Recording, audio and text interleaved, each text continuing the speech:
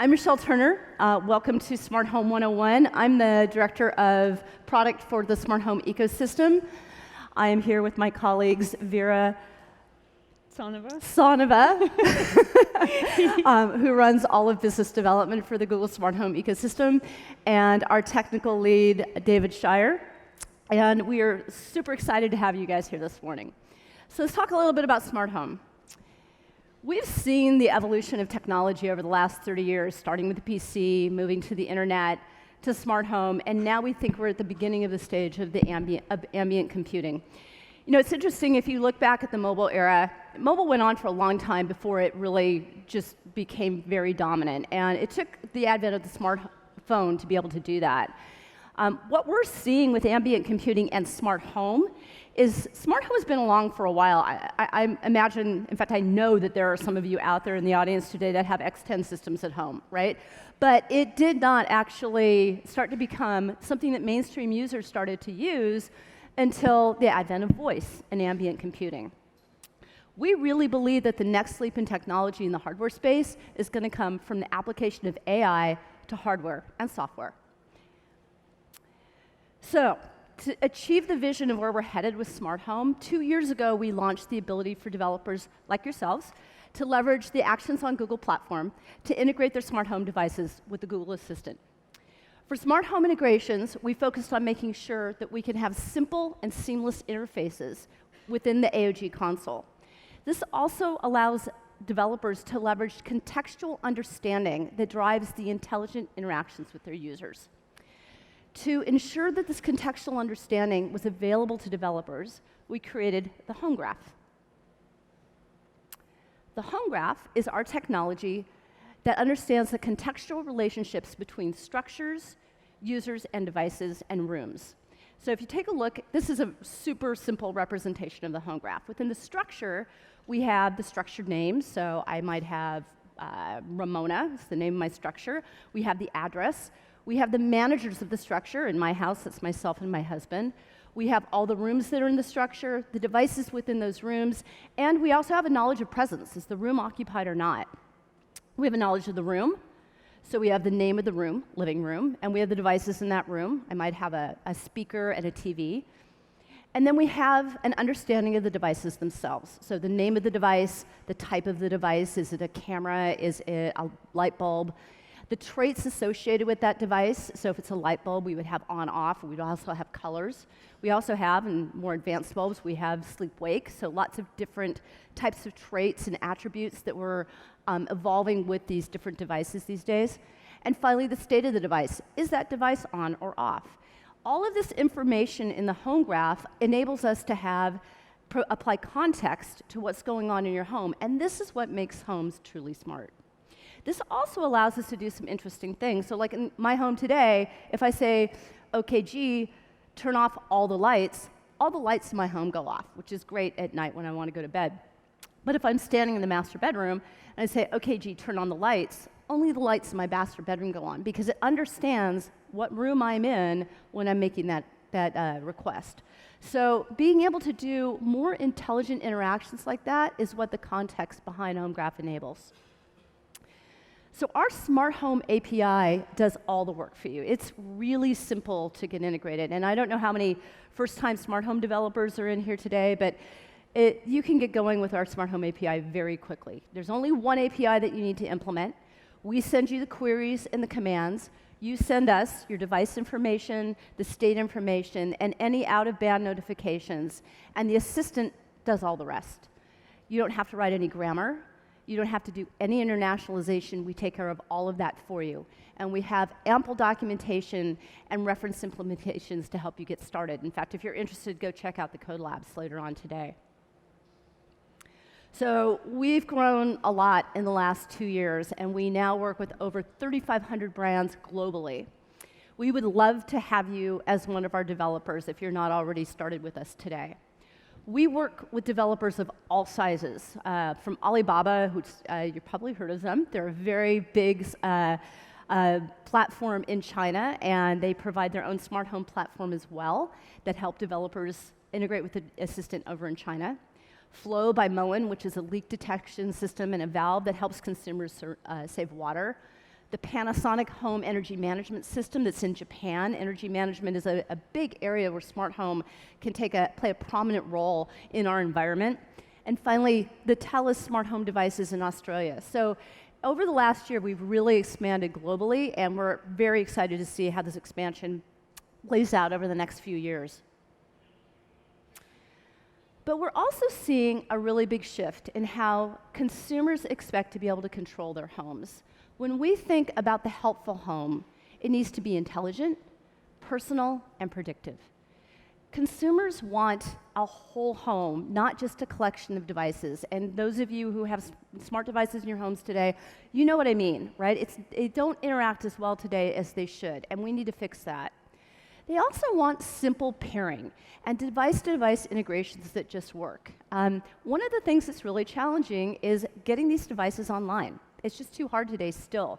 So later on today at 4:30, right here on this stage, if you're interested, you can come learn about how we're doing local integrations, local execution, and seamless setup through the Google Assistant that's going to take care of a lot of these simple pairing and seamless integration issues. They also want a platform that works for them, but always ask permission. One of the things that's really important about smart home is that we give users control. We can never do this without making sure users feel like they're totally in control of their homes. But we have a lot of contextual understanding where we can enable things to happen for them. So if we want to be able to do unpredictable or predictable tasks for them, like if somebody leaves the house and the garage door is not closed, you want to probably notify them that their garage door isn't closed before you just go ahead and notify it or just close it for them automatically. But there are a lot of other things that are predictable, like things at bedtime or certain alarms. And within users' control, we can start to program those to just happen for them automatically to make the smart home a whole lot smarter and more helpful. Finally, we have a lot of sensors that we are collectively putting into people's homes. And this is going to enable a lot of new services that together we're going to be able to create. Services around security, around energy management, and around elder care and wellness. And this is a growing trend that I think is really exciting for consumers. So we started back in 2016, and we started out with just a handful of devices, lights, plugs, thermostats, and switches, and we've grown pretty massively over the last few years. This year, in 2019, you can connect everything from your fireplace to your pergola, and pretty much everything in between. If you have a device that you're developing and it's not on here, please find one of us over in the sandbox a little later because we can help you with that. So let's talk about the basic smart home with the AOG platform. We have a really simple core model with our smart home API. We use device types to represent the taxonomy of the devices. A light is a light, a vacuum is a vacuum.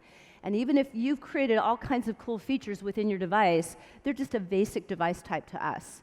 Device traits is where we start to differentiate. The device traits give us a lot of functionality, and they're the building blocks for the new device types, as we'll see more in the demo that David's going to give you in a minute. And finally, as I talked about, the home graph is where this all comes together and allows the assistant to help make the smart home truly smart. We've really focused a lot on developer tools and ease of use, and in fact, we've added a lot to the AOG console this year for smart home. The devices that we're doing now, like appliances and home security, in many ways are a lot more complex than the devices we were starting with in 2016. However, we've made developing with the Smart Home API a lot easier.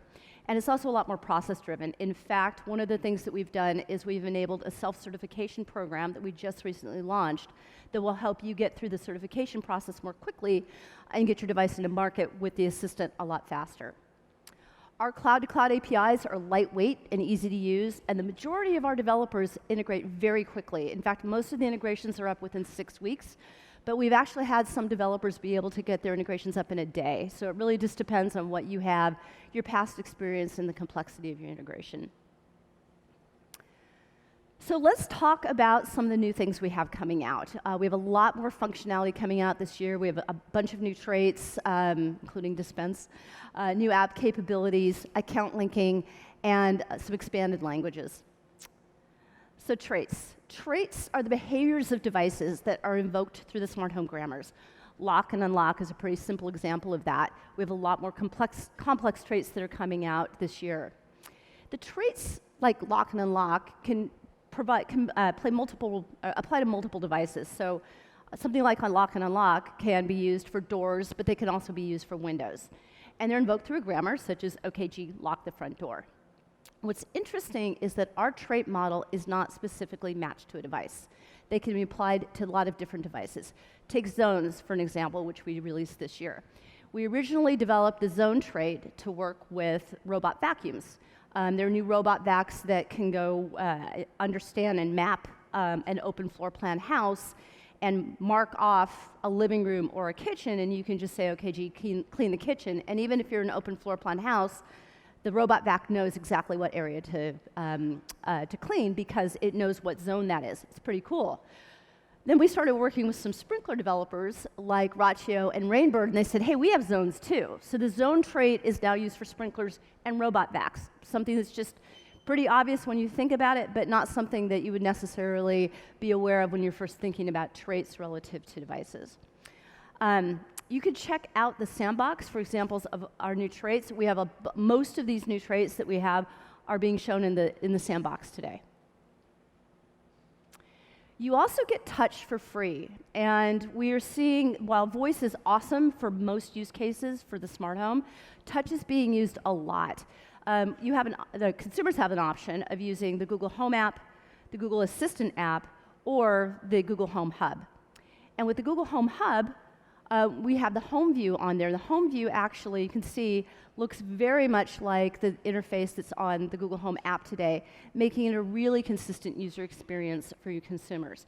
And because your devices are integrated into the home graph, all of this information is pulled out of the home graph and into the UX on our displays and our apps, so that it's just completely mirrored and you don't need to do any extra work to have your devices show up in any of our touch controls.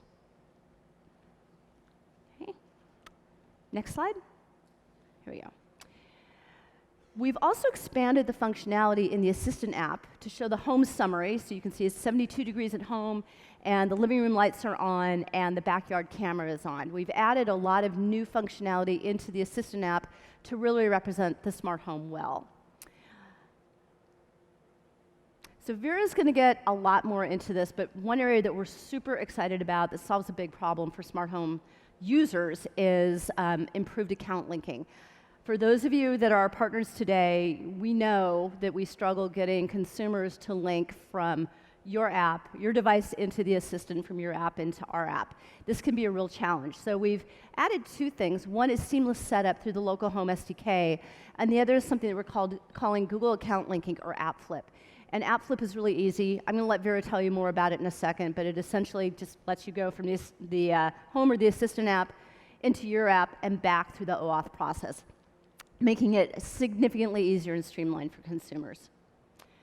We're also doing a ton of international expansion, and I think this is a great area where Google can leverage a lot of our core strengths around internationalization. We added 18 different languages in 2018. We're adding another 18 this year, bringing us up to over 36 countries by the end of 2019. And just by integrating with the Smart Home API, you get language support for free. You don't have to do any additional work. So if you want to expand into a new country, you're pretty much assured that the languages, the grammar will work for that country that you're expanding into.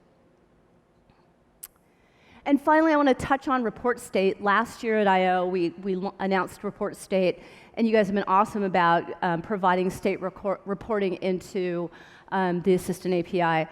But one of the things, or the Smart Home API, but one of the things that I wanted to touch on is we've gotten a lot of feedback from our developers, from you guys, about how we could do this better. So we've added a few things. If you have multiple devices, we can now, that you want to OAuth through, you can now let your users choose which devices they want to provide state to Google through the OAuth process, which is great. It gives users more control over their data. Another thing to remember is that state data is ephemeral. We don't hang on to this data. And finally, this data is only used in Home Graph. We get a lot of questions about, well, where does state data go? The data is only held in the home graph. It doesn't go into any of Google's other systems. So you can rest assured that that data is really protected and used only to help the contextual understanding, because it is not experience. If we don't have state data and somebody says, lock your door, OKG, lock the door, and then they go up and they look on their app or they look on one of the home hubs and they go, oh, wait, I locked the door. Why is it not showing that the door is locked? It's a really confusing experience for consumers. So state's super important, but so is privacy. So we are doing our best to apply both of those things. All right, that's it for me. I am going to hand it over to David right now, and he is going to show you, among other things, how to protect your cookies. Thank you so much, Michele. So we talk in terms of features of the smart home ecosystem. We break this down into into 4 categories, in fact. Lights and switches, pretty obvious. On, off, color, brightness, integration with routines and scenes and so forth. Entertainment devices, much more complex. Media initiation, media control, lots of complexity around targeting and understanding 5 smart devices in one physical stack of media devices. Home security, security systems, cameras, alarms, sensors, doorbells, and then energy comfort and control. That's everything else. It's your appliances, it's your vacuums, it's your bathroom utilities. So all the things that make your home be not that box, but actually a lifestyle. The nice thing is that all of these 4 things, these 4 verticals, are really the same API, the same ecosystem. And you can build one integration and then add in all the devices that you support. And increasingly, as we add new features, as you add new features, grow your ecosystem and our ecosystem over time. We talked a lot about commercial products in the marketplace, and you've seen certainly lots of commercial products on store shelves using the Google Assistant and using Smart Home to integrate their devices. But there's a lot more that can be done for individual users, for makers, for developers, for education, all using the same ecosystem. In fact, we have several orders of magnitude more developer accounts and developer setups in the system than we have commercial partners. And if you're a maker, if you're using this stuff at home, if you're doing hacker projects like this, the whole ecosystem is available to you. I was visiting a friend's house a few weeks ago. He has 700 smart home devices all set up in his house. He's all done individual integrations using his own on-prem implementation of our APIs to do a really, really personalized implementation. He has more time than I do, clearly, but he's done a significant job to make all voice control, all assistant touch for an entirely custom home build. If you're a developer, if you have a prototype product, you can use our developer APIs to prototype the entire experience, have everything available for demo, do your drive up and down Sand Hill Road, hardware in hand, with full voice integration. We don't need to approve that, it's just all available to you. And likewise, we have a tremendous number of STEM projects in the system, college, high school, even some junior high, folks that are learning how to code, very easy to take some of the open source platforms you already have, like Home Assistant, integrate it with a Raspberry Pi hardware project, and for anyone who's learning how to program, have full voice control, full touch control over whatever device they happen to make. As Michele said, we have 2 integration paths. I'm going to demo the cloud today. The cloud is what we've had since the start of time, which for us is late 2016. Very easy to build, very easy to deploy if you already have cloud infrastructure. And then later today, we'll be launching our local Home SDK. Uses exactly the same design language, same type, same traits, same API representation of things, but you can actually run your controller on our hardware. You don't need to run all your stuff to the cloud. It's much more scalable for you because you don't need to deploy your cloud at the scale of events, simply at the scale of devices for onboarding. And performance, of course, is inside Google and improved. So please come by if you can, 5:30 on this stage with my counterparts, Carl, Minit, and Gaurav are going to be presenting that. If you're watching this on YouTube, you should be able to see that talk somewhere over there or possibly down here because I'm sure it'll be related to this one. Again, the local Home SDK works the same as the cloud. You can integrate with the cloud to get your device sync and query, and then use execution and state management directly on the local network with the Google Home devices. You don't need a Google Home device, the cloud still works, but you have the local path available to you for that high performance, highly scalable infrastructure. Now, I'm going to turn it over and do some demos here. We have, log in. We have here a little hacker smart device project. This is the same cookie jar that we have over in the sandbox in the assistant tent 2 buildings over. It is, oh, it's logged me out, of course. This is the this is basically a permanent electromagnet on the lid. Back here I have a Raspberry Pi controller that connects to the cloud. I have a cloud instance running on a little Debian 9 instance that has the cloud controller that this connects to and implements our API. So I have already built over here in the Actions on Google console a smart home project. That's this cookie jar project here. And I have set it up with OAuth, you know, the basic stuff. All the instructions on this are in the documentation that was linked earlier, and it'll be in the final slide. So I can see I have set up OAuth already with some client keys that you shouldn't copy, and you need that. And then down here, I have an action. I have set up this here is my cloud instance for, so that's still OAuth. Where did I go here? Build actions. Actions, here we go. There's my execution path. Both of these point to the instance I'm about to show you. And when I'm with that, I now over here have a Node.js instance running. The Node.js instance, which I'm going to now restart, is running the command and control software. It is running Nginx in front of Node.js. That connection is the Raspberry Pi here connecting to the cloud controller. So now, if we can cut over to the phone, can we cut to the phone? Ah, perfect. I'm going to go in. I'm going to set up a device. This is using the standard build. Whoops, I've already connected that. Let me disconnect that. And make sure that this has good state. So I'm going to restart that. I'm going to connect again here.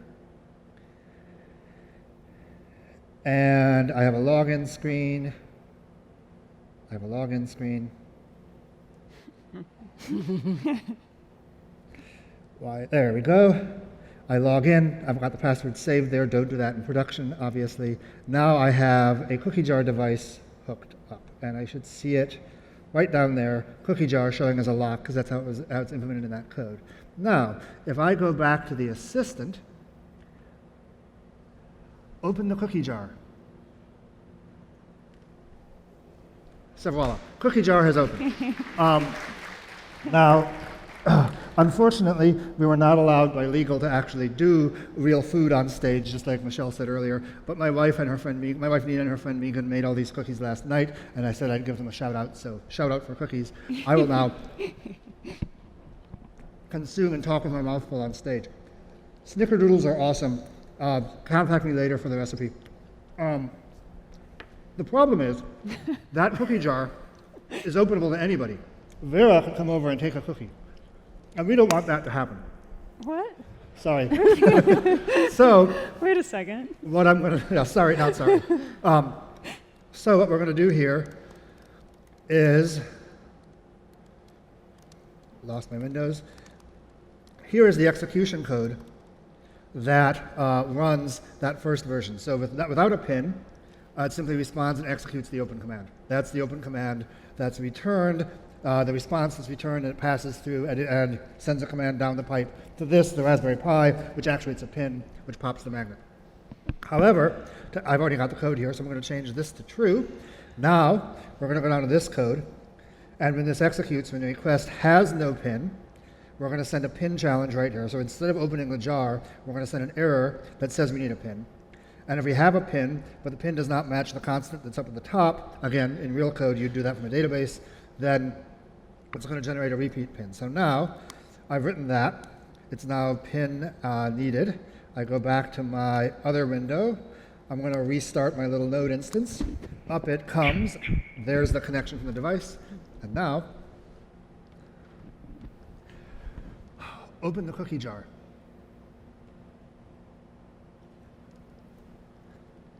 $17.59. Whoops. 1805.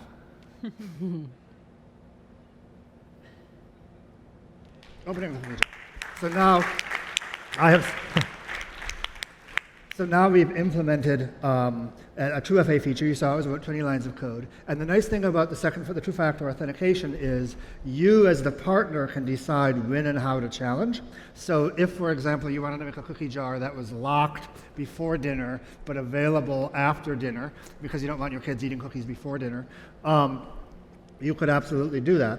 And if you had a cookie jar with an NFC, so you had a dongle and you waved it while you said open, you could do that too with a second factor we don't know about. So you have that in your control.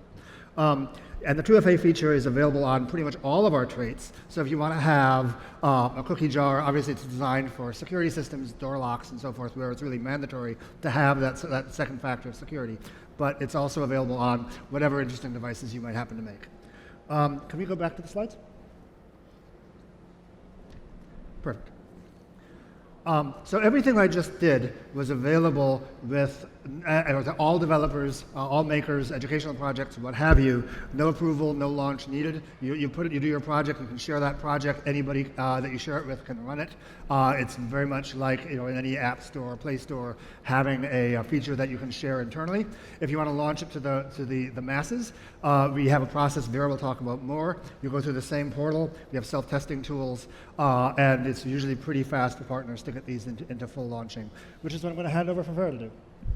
Awesome. With my cookie. All right, all right. I seriously can't have one? Cool. You know when you get home, exhausted from work, all you really want to do is set the thermostat to heat up your freezing house, start doing all of the laundry, start preparing a big meal for your family, then do all the dishes, then prepare for the next morning? No. We just talked about how we're going to solve for a lot of this with the connected home. And once we solve these problems for users, they're going to start expecting it, which is really good news for all of us here. From the thermostat developer, to the oven developer, to the dishwasher developer, to the device we didn't even know we need a developer, we're all going to grow the smart home ecosystem together. Look at the data. The number of connected homes in the next 5 years is set to grow 10x. That's amazing. And of those homes, the number of connected devices already today in those homes is 10. And over 50% of users are using connected devices every single day. That's amazing. But what's different? What's changed? Well, incredibly, over 44% of users have used an assistant to control a connected device. How do these trends benefit you, and how are we here to help? Well, number one, we can help deepen user engagement.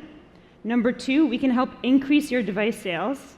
And number three, we can drive brand value. So let's walk through each of them, starting with engagement. Let's remember that the assistant is live on 1 billion devices, so we want to help enable your reach. Two, we want to solve for the device discovery problem. It's been a problem that's been plaguing our industry for a very long time. And then the third is we really want to help with setup. It's still way too full of friction. Let's start with reach. Remember that the assistant is live on 1 billion devices. That's on mobile phones, it's on speakers, it's on displays, it's on cars, it's on TVs, and much more.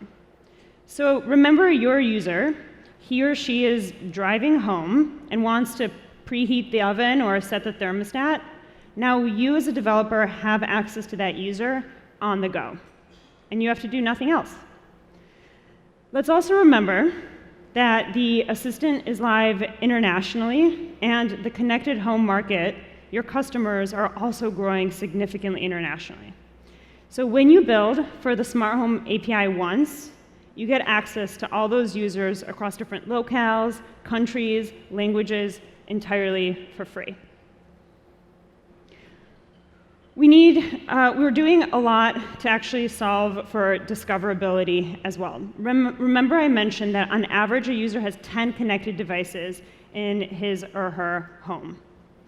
What we've already launched is an ability for a user to discover the devices directly in the Home app, in the feed, through something called suggestion chips. When a user taps on that, they can start connecting the device. The next thing we're doing with discoverability, and I'm especially excited about this one, remember the reach that the assistant has on mobile devices. We're going to be sending notifications to users on Android and iOS who have a third-party app downloaded, encouraging the user to connect and set up the device. But that's not only going to be it.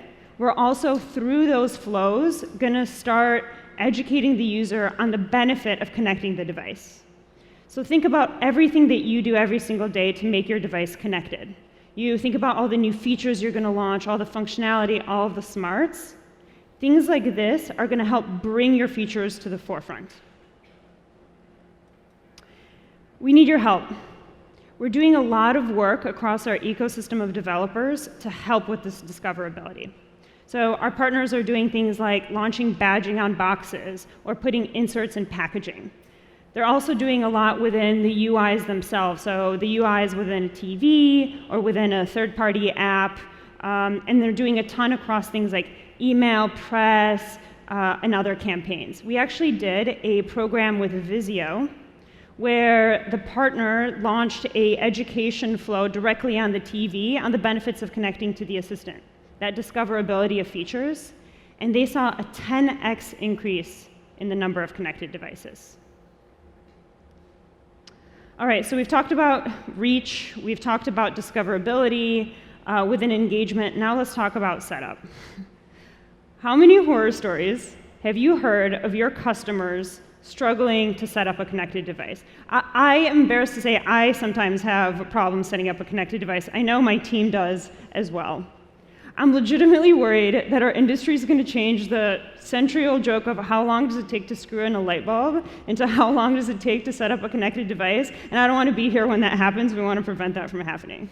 So we're doing a few things. Yesterday we announced that we're opening up the local Home SDK. This is the first step. It enables local execution. It allows things like the Home Hub or the speaker to be able to identify devices nearby.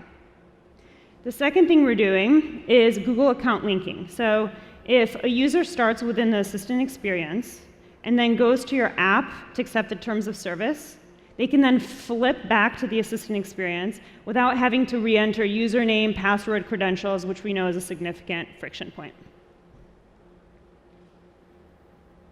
All right, so we've talked a lot about engagement. We've talked about reach. We've talked about the ability to solve discoverability. We've talked about setup.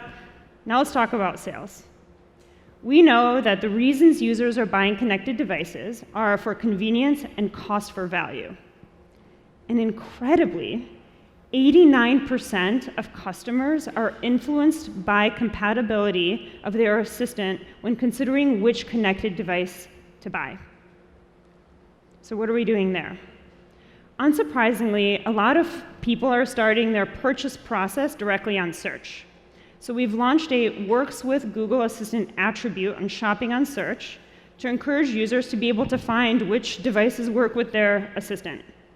To be eligible, make sure you register your devices in the Merchant Center and then add Works with Google Assistant in the title and the description.